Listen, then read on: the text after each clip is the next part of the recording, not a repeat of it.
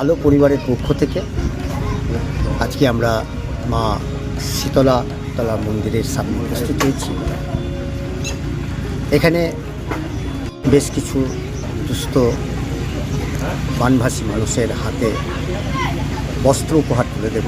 আপনারা প্রত্যেকেই জানেন যে দেবী দুর্গার আগমন বার্তা চলে এসছে, কারো আনন্দ থেমে থাকবে না। যতই আমরা একটা বিপদের মুখে থাকি না কেন, পুজো মানেই আনন্দ, পুজো মানেই আবেগ।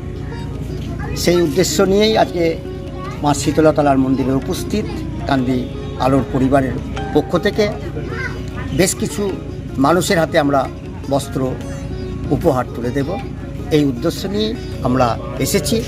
সকলেই সুস্থ থাকুক, সকলেই ভালো থাকুক, সকলেই আনন্দে কাটাক, এটাই আমাদের চাওয়া এবং পাওয়া। সেই জন্যই আমরা কান্দি আলোর পরিবার উপস্থিত এবং যে সমস্ত গ্রামগঞ্জে এখন অবধি জল জমে আছে সেই সমস্ত জায়গাতে আমাদের মতন যথাসাধ্য চেষ্টা করছি কিছু ত্রাণ এবং বস্ত্র উপহার দেওয়া। আবারও বলছি, এই বাঙালির আবেগ দুর্গাপুজোয় সকলে ভালো থাকুন, সুস্থ থাকুন, আনন্দে কাটান, এটাই আমাদের চাওয়া এবং পাওয়া। নমস্কার। এই মুহূর্তে দাঁড়িয়ে সত্যিই খুব আনন্দ পাচ্ছি। আমরা আলো পরিবারের নির্দেশ মতো আমরা যাদেরকে পেয়েছি আর কি, যাদের হাতে তুলে দিতে পেরেছি, তারা সত্যি অসহায়।